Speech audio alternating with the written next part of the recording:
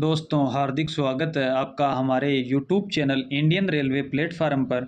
आज के वीडियो में हम चर्चा करेंगे ट्रेड टेस्ट के बारे में। हम देखेंगे कि जो आपका ट्रेड टेस्ट होता है उसका जो क्वेश्चन पेपर होता है वो किस प्रकार का दिया जाता है। मैं आपको बता देना चाहता हूं, जो आपका ट्रेड टेस्ट होता है वो आपके उसमें 75 क्वेश्चन पूछे जाते हैं और उसमें समय होता है वो 60 मिनट का दिया जाता है। और ट्रेड टेस्ट में पासिंग मार्क्स होते हैं ऑल कैटेगरी के लिए वो 35% रखे जाते हैं, चाहे आपका यूआर हो, ओबीसी हो, ईडब्ल्यूएस हो, एससी हो, एसटी हो, सभी प्रकार की कैटेगरी के लिए कितने 35% पासिंग मार्क्स लिए जाते हैं। और ये जो मार्क प्राप्त होते हैं उनको मेन कट ऑफ मार्क्स में नहीं जोड़ा जाता। कट ऑफ मार्क्स है वो आपके मेन जो एग्जाम होता है उसी का बनाया जाता है। इससे चाहे आप कितने भी नंबर प्राप्त कर लो उसके आपको मेन कट ऑफ में सम्मिलित नहीं किए जाते। तो आपके कई प्रकार की ट्रेड होती है, तो आप ये कमेंट बॉक्स में ज़रूर बताएं कि आपको इस चैनल के माध्यम से किस प्रकार की ट्रेड के जो क्वेश्चन पेपर है वो करवाए जाएं।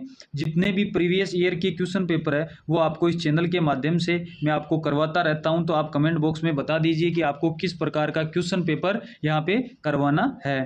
तो आप देखिए ये जो आपका ट्रेड है वो आपके आरआरसी वेस्टर्न रेलवे के द्वारा एलपी एंड टेक्नीशियन के लिए ये ट्रेड करवाया गया था। ट्रेड होता है वो आपके एलपी टेक्नीशियन और आपके जेई होता है, इन एग्जामों के लिए ट्रेड टेस्ट करवाया जाता है, जिसमें आपके 75 क्वेश्चन आते हैं और आपके माइनस मार्किंग होती है वही 1/3 रखी जाती है। ये आपके जो एग्ज़ाम हुआ था 21/6/2023 को। और हम आज के वीडियो में चर्चा करेंगे इलेक्ट्रिकल जो आपका ट्रेड है उसके बारे में। तो साथियों आप कमेंट बॉक्स में ज़रूर बता देना आपको और किस ट्रेड के जो क्वेश्चन पेपर है प्रीवियस ईयर के वो आपको इस चैनल के माध्यम से करवाने हैं। तो मैं आपको यहाँ से जो इलेक्ट्रिकल ट्रेड है उसके 75 क्वेश्चन है वो आज इस वीडियो के माध्यम से करवा दूंगा। ये देखिए आपके जो ट्रेड के क्वेश्चन है इसी के साथ अलग से कोई भी टाइम नहीं दिया जाता। जो आपका सीबीटी होता है इसका जो टाइम पूर्ण होते ही जो आपका ट्रेड टेस्ट होता है वो आपके सामने खुल जाता है। तो ये देखिए आपके एक ही डेट में और एक ही टाइम में ये आपके करवाया जाता है। पहला क्वेश्चन यहाँ पे ट्रेड टेस्ट का पहला क्वेश्चन क्या कह रहा है, वह परिपथ जिसका पैरामीटर वोल्टेज या विद्युत धारा के साथ बदलता है कहलाता है। मतलब वह परिपथ जिसका पैरामीटर वोल्टेज या विद्युत धारा के साथ क्या होता है बदलता है, तो वो कौन सा परिपथ कहलाता है, गैर रेखिक परिपथ। अगला यहाँ पे आपके है 2 नंबर क्वेश्चन, माप के लिए उचित इकाइयों को निर्दिष्ट करके विद्युत मापदंडों का अनुमान लगाया जा सकता है। निम्नलिखित में से कौन सा पैरामीटर अंतर्राष्ट्रीय एसआई यूनिट सिस्टम में हेनरी के साथ जुड़ा हुआ है। तो आपका जो हेनरी होता है वो मात्र किसका होता है, इंडक्टेंस का। किसका होता है, इंडक्टेंस का। तो करंट होता है इसका एम्पियर और वोल्टेज का आपको पता है वोल्ट और रेजिस्टेंस का आपके ओम। अगला आपके 3 नंबर क्वेश्चन है,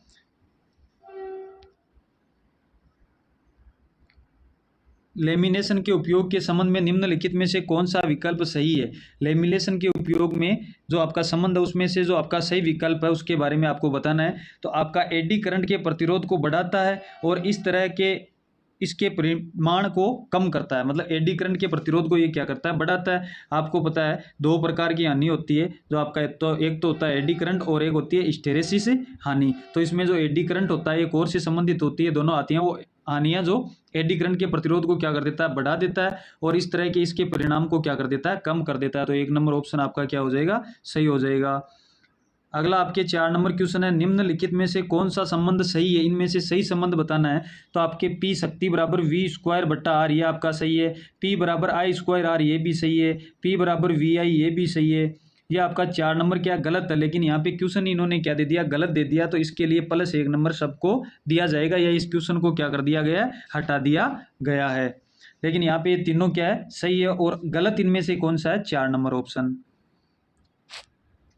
5 नंबर क्वेश्चन दिया गया, भारतीय विद्युत नियमों के अनुसार जब सामान्य परिस्थितियों में वोल्टेज 33,000 वोल्ट से अधिक नहीं होती इसे कहा जाता है। मतलब 33,000 वोल्टेज को क्या कहा जाता है, तो 33 केवी वोल्टेज को कहा जाता है उच्च वोल्टेज। कौन सा वोल्टेज, उच्च वोल्टेज। और आपको 650 वोल्टेज को कहा जाता है मध्यम वोल्टेज। कौन सा वोल्टेज? मध्यम वोल्टेज। और 250 वोल्टेज को आपको बोला जाता है निम्न वोल्टेज। कौन सा वोल्टेज? निम्न वोल्टेज। तो आपको ये तीनों याद रखना है, 250 निम्न, 650 मध्यम और 33 केवी उच्च। और 33 केवी से ऊपर होता है वो अति उच्च या अतिरिक्त उच्च, जिसको नाम दिया जाता है। तो यहाँ पे 33,000 की बात हो रही है, 33 केवी की बात हो रही है, तो 33 केवी को क्या बोला जाता है? उच्च वोल्टेज। अगला आपके 6 नंबर क्वेश्चन है, एक दोषपूर्ण डायोड की जांच किसके द्वारा की जा सकती है? तो जो आपके दोषपूर्ण डायोड है उसकी जांच होती है वो ओम मीटर के द्वारा, उसका रेजिस्टेंस या प्रतिरोध माप के हम उसकी जांच कर सकते हैं। 3 नंबर ऑप्शन। अगला आपका 7 नंबर क्वेश्चन का प्रभाव, किसका प्रभाव अल्टरनेटर को वापस सिंक्रोनिज में वापस लाना है जब वह सिंक्रोनिज्म से बाहर निकलने का प्रयास करता है। जब वह सिंक्रोनाइजेशन से बाहर निकलने का प्रयास करता है तो वापस उसको बाहर निकलने का प्रयास करता है तो वापस उसमें लाना है। तो किसका प्रयोग करके? सिंक्रोनाइजिंग टॉर्क का। किसका? सिंक्रोनाइजिंग टॉर्क का।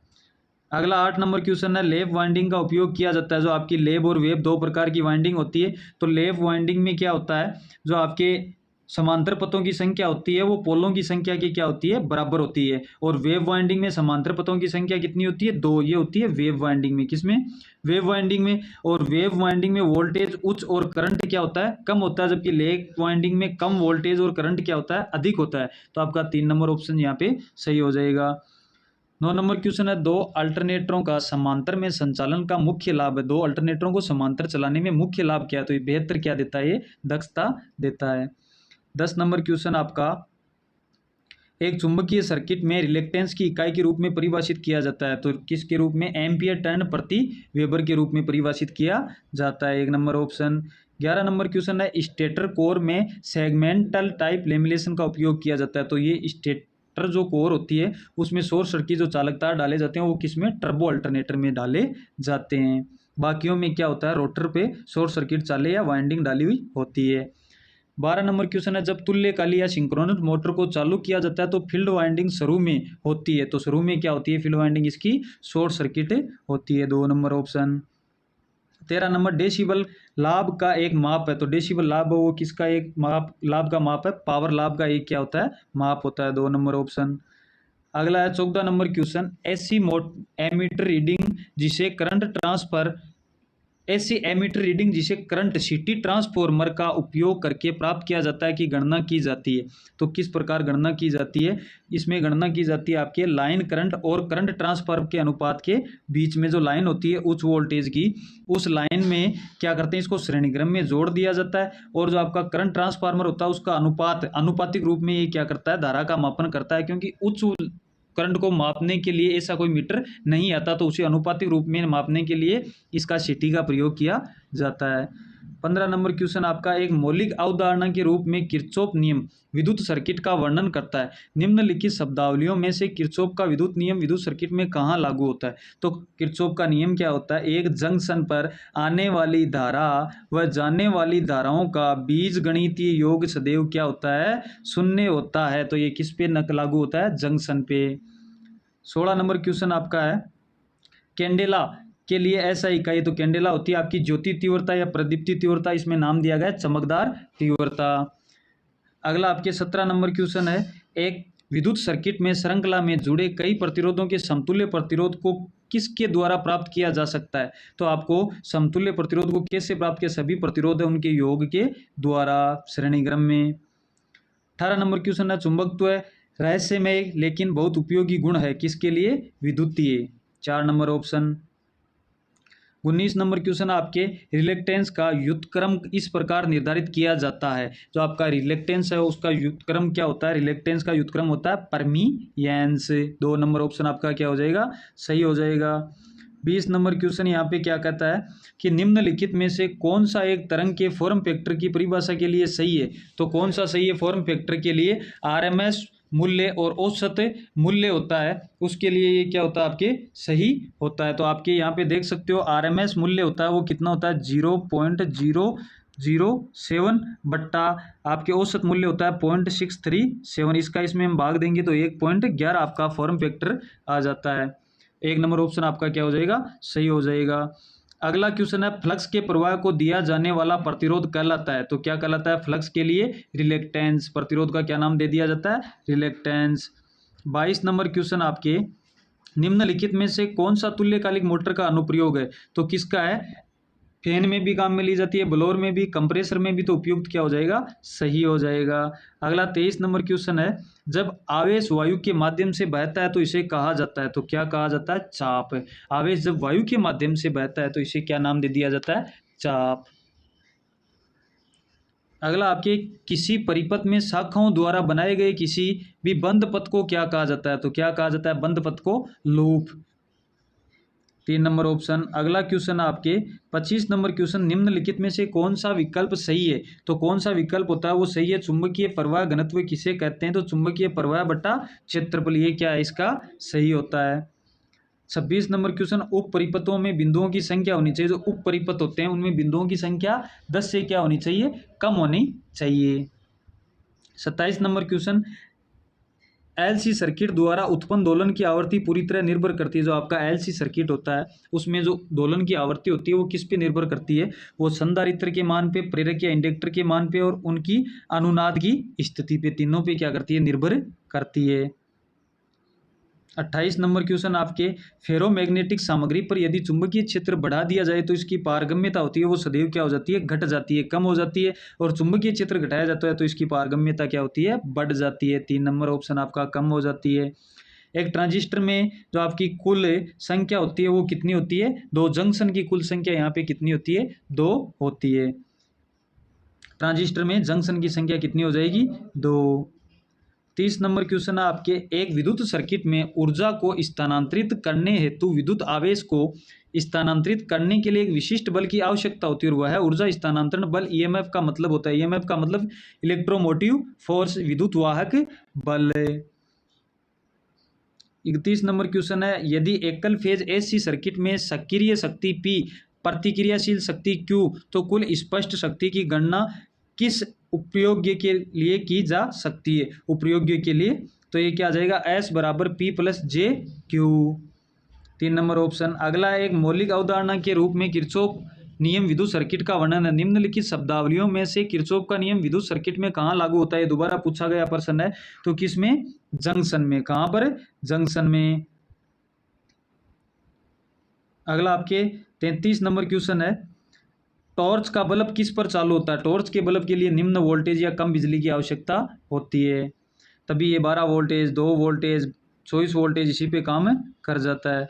34 नंबर क्वेश्चन है, एक सिंक्रोनस तुल्यकालिक मोटर में गति को किस में परिवर्तित करके बदला जा सकता है? तो किसको? आपूर्ति की फ्रीक्वेंसी में क्या करके? बदलाव करके इसकी गति में क्या किया जा सकता है? बदलाव किया जा सकता है। 35 नंबर क्वेश्चन आपके, कुछ स्थितियों के कारण परिणामी बल आघूर्ण भार बल आघूर्ण से कम होगा जिसे परिघटना कहा जाता है। क्या कहा जाता है? क्रोलिंग। 36 नंबर क्वेश्चन है, लीकेज कारक के रूप में परिभाषित किया जाता है। लीकेज, जो लीकेज होता है उसको किसके रूप में? आपका जो आपने उत्पादन किया उसका कुल फ्लक्स और जो उपयोग में लिया उसके अनुपात और बाकी जो बच गया वो किस में बच जाता है? लीकेज में बच जाता है। लीकेज फ्लक्स मान लो, लीकेज करंट मान लो, तो आपने उत्पादित जितना कुल फ्लक्स है उसका बट्टा उपयोगी फ्लक्स का अनुपात, और जो बाकी बच जाता है उसको क्या कहा जाता है? Leakage current. 37 नंबर क्वेश्चन है, यदि सिंगल फेज एसी सिस्टम के फेज वोल्टेज करंट को क्रमशः V और I के रूप में मापा जाता है, V और I के बीच के कोण के साथ 0 डिग्री है, तो सिंगल फेज एसी सिस्टम द्वारा खींची गई शक्ति या सक्रिय शक्ति होगी। तो P बराबर आपका क्या होता है? VI, और आपका ये पावर फैक्टर होता है जो इसमें जो कोण बनता है वो कितने का बन जाता है? 0 डिग्री का। तो इसको किससे लिख देंगे? Cos theta. और कोस थीटा आ गया यहाँ पे। कोस 0 का मतलब कितना होता है? कोस थीटा मतलब कोस 0 का मान होता है 1। तो ये क्या हो जाएगा? यहाँ पे P बराबर VI भी हम इसको लिख सकते हैं, लेकिन ये सक्रिय शक्ति पूछा तो P VI कोस थीटा। अगला 38 नंबर क्वेश्चन है, सिंगल फेज ट्रांसफार्मर के मामले में जब शॉर्ट सर्किट टेस्ट पर किया जाता है तो साइड शॉर्ट सर्किट होता है। तो आपका किस साइड में ये शॉर्ट सर्किट किया जाता है? तो उच्च वोल्टेज को न करके ट्रांसफार्मर टेस्टिंग में हम कम वोल्टेज साइड को क्या करते हैं? टेस्ट करते हैं। अगला आपका 39 क्वेश्चन है, पीटी का प्राथमिक आमतौर पर जुड़ा होता है। पीटी आपका पोटेंशियल ट्रांसफर होता है जो अधिक वोल्टेज को अनुपातिक रूप में क्या करता है? मापन करता है। तो आपके क्या होता है? मुख्य लाइन के पार मतलब मुख्य लाइन के समानांतर। 40 नंबर क्वेश्चन आपके, वह परिपथ जिसका पैरामीटर वोल्टेज या विद्युत धारा के साथ बदला जाता है कहा जाता है। अभी ये दोबारा क्वेश्चन पूछा गया तो क्या हो जाएगा, ये रैखिक परिपथ। अगला एक, प्रत्यावर्ती मात्रा के मूल मध्य वर्ग RMS root mean square value मान को निम्न भी कहा जाता है। क्या नाम अन्य, प्रभावी मान। क्या नाम दिया जाता है, प्रभावी मान। कैपेसिटर में इलेक्ट्रोस्टैटिक ऊर्जा किस रूप में संग्रहित होती है। कैपेसिटर में क्या होती है, दो प्लेटें होती है जिनके बीच में अचालक भरा जाता है, और ये जो इनमें जो जितना चार्ज होता है वो क्या होता है, स्टोर होता है, तो क्या हो जाता है, चार्ज। विद्युत चुम्बकीय प्रेरण को की घटना के रूप में व्यक्त किया जाता है। तो विद्युत चुम्बकीय प्रेरण की घटना होती है, उसको चुंबक और कॉइल के बीच सापेक्षिक गति के कारण कॉइल में प्रेरित धारा की घटना के रूप में क्या किया जाता है, व्यक्त किया जाता है। 44 नंबर क्वेश्चन है, विद्युत सर्किट में उपयोग की जाने वाली शब्दावली को विभिन्न टर्म्स द्वारा दर्शाया गया है। इसी प्रकार स्टार और डेल्टा का जो प्रतीक चिन्ह है उसके रूप में किसको जाना जाता है, तो स्टार के रूप में वाई के समान लिखा जाता है, और ये आपके डेल्टा का जो होता है वो पाई के समान होता है। 45 नंबर क्वेश्चन, शक्ति गुणांक शोधन के लिए कैपेसिटर बैंक साइज की क्षमता किस, मतलब कैपेसिटर की क्षमता यहाँ पे बतानी है, तो आपका ट्रांसफार्मर होता है उसकी क्षमता केवीए में, और अल्टरनेटर और जनरेटर की आपकी अल्टरनेटर की केवी में, और जनरेटर की केडब्ल्यू में, और आपके देखा जाए तो कैपेसिटर होती है उसकी क्षमता केवीआर में ली जाती है। तो आपका 2 नंबर ऑप्शन सही हो जाएगा। 46 नंबर क्वेश्चन है, बैंड पास फिल्टर के समानांतर गुंजयमान सर्किट में आवृत्ति कितनी है, 32 kg पर अनुनाद, और इसकी बैंडविड्थ 4 kg है, तो निचली जो कट ऑफ आवृत्ति है वो क्या होगी, 4 यहाँ पे क्या बैंडविड्थ और 32 इसमें है, तो ये कितनी हो जाएगी, निचली 30 किलो हर्ज। 47 नंबर क्वेश्चन है, भारतीय विद्युत नियमों के अनुसार जब सामान्य परिस्थितियों में वोल्टेज है वो 650 वोल्टेज से अधिक नहीं होती तो इसे कहा जाता है, तो 650 को अभी मैंने बताया था मध्यम वोल्टेज। 48 नंबर क्वेश्चन है, गैर धातु सामग्री को तापन की तकनीकी में परावैद्युत हानि का उपयोग करने के लिए डाई इलेक्ट्रिकल स्ट्रेंथ, ये आपका 3 नंबर ऑप्शन, ये तो देखते ही हो जाएगा। 49 नंबर क्वेश्चन है, भारतीय विद्युत नियमों के अनुसार जब सामान्य परिपथों में वोल्टेज 250 वोल्टेज से अधिक नहीं होती इसे कहा जाता है। देखिए तीनों क्वेश्चन यहाँ पे पूछ लिए गए, तो आपको याद होना चाहिए 250 को निम्न, ये आपको कम या निम्न जिसको बोल सकते हैं, और 650 को उच्चतम, और 33 केवी 650 को मध्यम, और 33 केवी को उच्चतम, और 33 केवी से ऊपर की जो लाइन होती है उसको अतिरिक्त उच्च। 50 नंबर क्वेश्चन है, चुंबकीय क्षेत्र किस पदार्थ को आकर्षित करता है। जो चुंबकीय क्षेत्र है वो किस पदार्थ को, लोह चुंबकीय पदार्थों को क्या करता है, अपनी ओर आकर्षित करता है। एक एसी की आवृत्ति होती है, जो इकाई होती है आवृत्ति, उसकी इकाई क्या होती है, हर्ज। इसमें टा होता है वो साइलेंट होता है, HZ से लिखा जाता है। एक एसी सर्किट में साइनसॉइडल वोल्टेज और current 90 degree out of phase, तो पावर फैक्टर मतलब कोस 90 का मान कितना होता है, 0, तो कितना हो जाएगा पावर फैक्टर 0। 53 नंबर क्वेश्चन है, निम्नलिखित में से कौन सी मात्रा को प्रत्यक्ष तय उपकरण सीआरओ द्वारा मापा जाता है। तो सीआरओ द्वारा क्या मापा जाता है, आवर्ती फ्रीक्वेंसी को मापा जाता है, दोलन को मापा जाता है। 54 नंबर क्वेश्चन है, रोटर कोर लॉस नगण्य है क्योंकि रोटर में जो आवृत्ति होती है वो क्या होती है, बहुत कम होती है, और जो फ्रीक्वेंसी होती है वो आपके जो कोर से संबंधित हानियाँ होती है वो फ्रीक्वेंसी पे निर्भर करती है, और फ्रीक्वेंसी कम होगी तो वो लॉस भी क्या हो जाएगा, कम हो जाएगा। 55 नंबर क्वेश्चन आपका कहता है, एमीटर डिवाइस का उपयोग किसे मापने के लिए किया जाता है। तो एमीटर का सभी को पता है, विद्युत धारा या इलेक्ट्रिकल करंट को मापने के लिए किया जाता है। शक्ति मापने के लिए वाट मीटर यहाँ पे काम में लिया जाता है, ये पावर फैक्टर मीटर, और ये वोल्ट मीटर। केतली, हीटर, पंखा, रेफ्रिजरेटर जैसे घरेलू उपकरण के लिए किस प्रकार की सिंगल फेज आपूर्ति की आवश्यकता होती है, ये तो हर कोई भी बता देगा। हिस्टेरेसिस हानि को निम्न द्वारा कम किया जा सकता है, किसके द्वारा, कम हिस्टेरेसिस गुणांक वाली सामग्री का चयन करके हम हिस्टेरेसिस हानि को कम कर सकते हैं। जैसे आपके ट्रांसफार्मर में सिलिकॉन स्टील की पत्तियों से क्या किया जाता है, जो आपका कोर होता है उसको बनाया जाता है। शक्ति गुणांक के सुधार के साथ अल्टरनेटर की केडब्ल्यू क्षमता होगी, तो क्या होगी, केडब्ल्यू क्षमता में वृद्धि होगी जब आप पावर फैक्टर गुणांक को सुधारोगे। आर्गन गैस का प्रयोग किया जाता है फिलामेंट लैंप में। आर्गन गैस का प्रयोग किस में किया जाता है, फिलामेंट लैंप में, जिसमें फिलामेंट लगा हुआ हो। केतली, हीटर, पंखा, रेफ्रिजरेटर से घरेलू उपकरण के लिए सिंगल फेज आपूर्ति की आवश्यकता होती है, ये भी दोबारा पूछ लिया गया प्रश्न। 61 नंबर क्वेश्चन है, सिटी का द्वितीय पक्ष किससे जुड़ा होता है। तो सिटी का जो द्वितीय पक्ष होता है वो एमीटर से जुड़ा जाता है, और प्रथम जो होता है वो आपके लाइन के श्रेणीक्रम में। यदि लोड को स्रोत के माध्यम से अधिक बिजली की आपूर्ति की जाती है तो दक्षता का मान, अधिक आपूर्ति की जाती है तो दक्षता का मान 50% हो जाता है। 63 नंबर क्वेश्चन है, मेगर डिवाइस को आमतौर पर किस रूप में भी कहा जाता है? तो मेगर होता है वो प्रतिरोध मापता है, तो इसको वेग ओम मीटर का नाम भी दिया जा सकता है। उपकरण पारस्परिक प्रेरण इंडक्शन सिद्धांत के ऊपर आधार पर कार्य नहीं करता। कौन सा उपकरण नहीं करता? ये मोटर करती है, ट्रांसफार्मर करता है, जनरेटर करता है। ये जो आपका टेस्ला कॉइल है ये काम नहीं करती। निम्न शक्ति गुणांक आधारित वाट मीटर में प्रतिकारी कुंडली को जोड़ा जाता है। जो आपका कम पावर फैक्टर गुणांक आधारित जो वाट मीटर होती है उसकी प्रतिकारी कुंडली को जोड़ा जाता है, तो आपके श्रेणी क्रम में जो आपकी फ्रेशर कॉइल होती है उसके साथ जोड़ा जाता है। अधिकांश जो करंट होता है वो अल्टरनेटरों के पास आपके परिकारमी चुंबकीय क्षेत्र प्रणाली होती है, मतलब परिवर्तित जो चुंबकीय क्षेत्र प्रणाली होती है वो रखी जाती है। ऐसी सर्किट द्वारा खींची गई शक्ति की गणना करें जिसमें 0.9 लैगिंग, मतलब 1 से कम आ गया तो लैगिंग का पावर फैक्टर 36 kV है, तो हम क्या कर देंगे 36 को 0.9 से गुणा करवा देंगे तो क्या मान आ जाएगा आपके 32.4 kW।